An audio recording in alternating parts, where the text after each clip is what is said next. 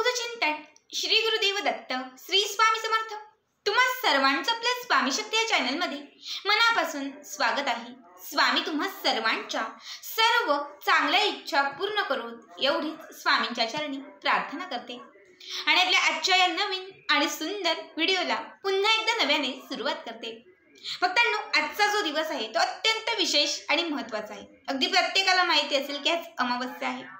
बऱ्याच लोकांनी सकाळपासून अमावस्येच्या सेवांना, अमावस्येच्या उपायांना सुरुवात देखील केली असेल, कारण आज करायचे बरेच उपाय आणि सेवा मी तुम्हाला मागच्या काही व्हिडिओमध्ये सांगितलेले आहेत। बघा, अमावस्येचा दिवस हा माता लक्ष्मीची सेवा करण्यासाठी किंवा माता लक्ष्मीला प्रसन्न करण्यासाठी अत्यंत विशेष आणि महत्त्वाचा मानला जातो।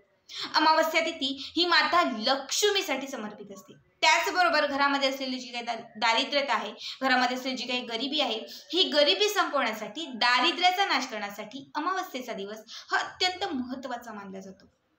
आजच्या या व्हिडिओमध्ये मी तुम्हाला घरात लक्ष्मीची प्राप्ती होण्यासाठी, घरात लक्ष्मी स्थिर होण्यासाठी, जिथे जिथे अडलेला तुमचा जो पैसा आहे तो पैसा परत येण्यासाठी किंवा तुमचे जे काही कामांमध्ये अडथळे येत आहेत ते सर्व अडथळे दूर होण्यासाठी, बघा, तुम्हाला ज्या ज्या क्षेत्रात सतत अपयश येत आहे त्या प्रत्येक क्षेत्रात तुम्हाला यशाची प्राप्ती होण्यासाठी आणि सर्वात विशेष म्हणजे तुमची अडलेली, तुमची इच्छित अशी प्रत्येक मनोकामना, प्रत्येक इच्छा पूर्ण होण्यासाठी एक अत्यंत महत्त्वाचा उपाय मी तुम्हाला आजच्या या व्हिडिओमध्ये सांगणार आहे, जो फक्त अमावस्येच्याच दिवशी तुम्हाला करता येणार आहे। बघा, आज खरं तर दीपदान, स्नान, व्रत, वैकल्य आणि माता लक्ष्मीचं पूजन या काही गोष्टींचं जे महत्त्व आहे ते विशेष आणि खूप जास्त आहे। यातील स्नान कसं करायचं, व्रत कसं करायचं, लक्ष्मीचं पूजन कसं करायचं याबद्दलची माहिती मी तुम्हाला सांगितलेली आहे। मात्र आत्ताच्या या व्हिडिओमध्ये मी तुम्हाला आजच्या दिवशी म्हणजे अमावस्येच्या दिवशी तुम्हाला इच्छा प्राप्तीसाठी दिव्यात अशा काही वस्तू घालायच्या आहेत आणि हा दिवा या एका दिशेला प्रज्वलित करायचा आहे, ज्या दिशेला प्रज्वलित केल्याने किंवा या दिव्यामध्ये या काही वस्तू घातल्याने तुमच्या घराकडे माता लक्ष्मी खेचली जाईल।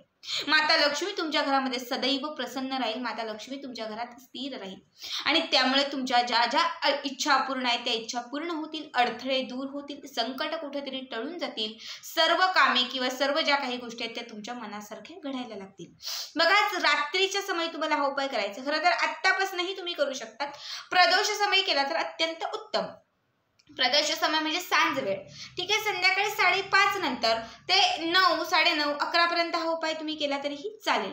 यासाठी तुम्हाला एक दिवा घ्यायचा आहे। मातीची पंटी असेल तर ती घ्या, तुमच्या घरामध्ये जर एखादा दुसरा विशिष्ट दिवा असेल तो घ्या, किंवा मग तुमच्याकडे कुठला समजा आता दिवा अवेलेबल नसेल तर मग तुम्हाला एक कणकेचा किंवा गव्हाच्या पिठाचा दिवा बनवून घ्यायचा आहे, ठीक आहे। हा दिवा स्वच्छ सुंदर असावा बस।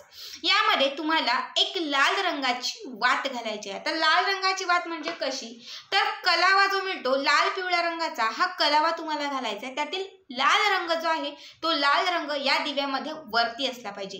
ज्यांच्याकडे कलावा नसेलच तर त्यांनी कापूस घ्या, कापूस दोन वातींची एक वात करा आणि या कापसाला तुम्हाला थोडंसं कुंकू लावायचं। कुंकू लावून ही वात तुम्हाला लाल करायची आहे आणि लाल रंगाची ही वात तुम्हाला त्या दिव्यात घालायची आहे, ठीक आहे। वात घातली की त्यानंतर या दिव्यामध्ये तुम्हाला तूप घालायचं आहे।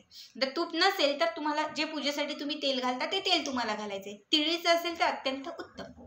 त्यानंतर हा दिवा प्रज्वलित करून तुम्हाला घरातील ईशान्य कोपऱ्याला ठेवायचा आहे। घरातील ईशान्य भाग हा माता लक्ष्मीचा भाग किंवा माता लक्ष्मीला आकर्षित करणारा तो जो भाग असतो, तो जो एरिया असतो, तो तिथे जर तुम्ही दिवा लावला, तिथे जर कुठल्याही प्रकारची पूजा केली तर माता लक्ष्मी लवकर आकर्षित होते। तुम्ही बघत असाल जेव्हा आपण घरात सत्यनारायण करतो, कुठलीही पूजा असेल, गणपती बाप्पांना घरात आणतो, अशा अनेक गोष्टी करतो, तेव्हा ईशान्यच कोपऱ्याला आपण त्यांची प्राणप्रतिष्ठापना किंवा त्यांची जे पूजन आहे ते आपण त्याच कोपऱ्याला करतो, कारण ईशान्य दिशा ही देवांची दिशा, ही लक्ष्मीची दिशा मानलेली आहे।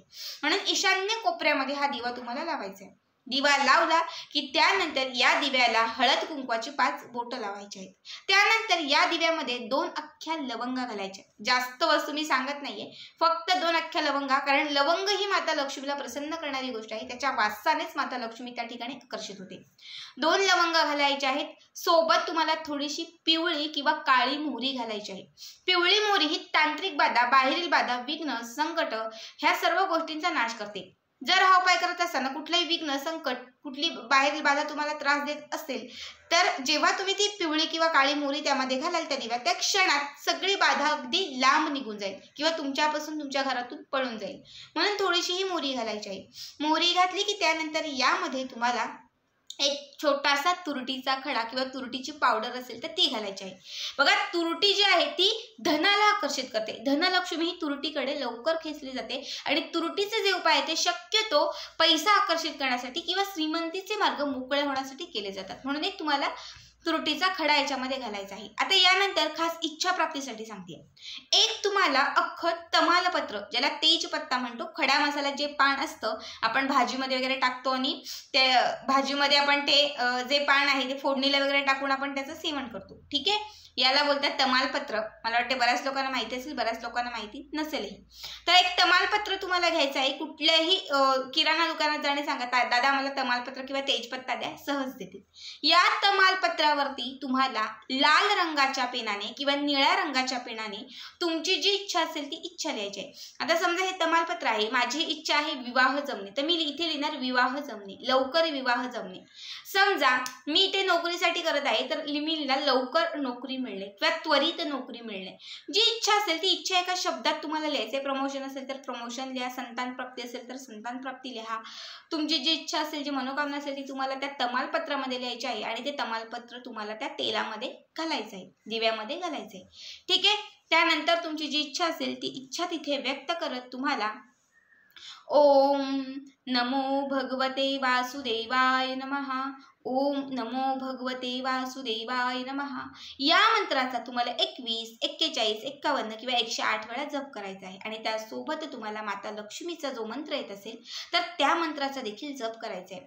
मग आता भगवान श्री विष्णूंचं स्मरण का, तर जिथे विष्णू तिथे लक्ष्मी.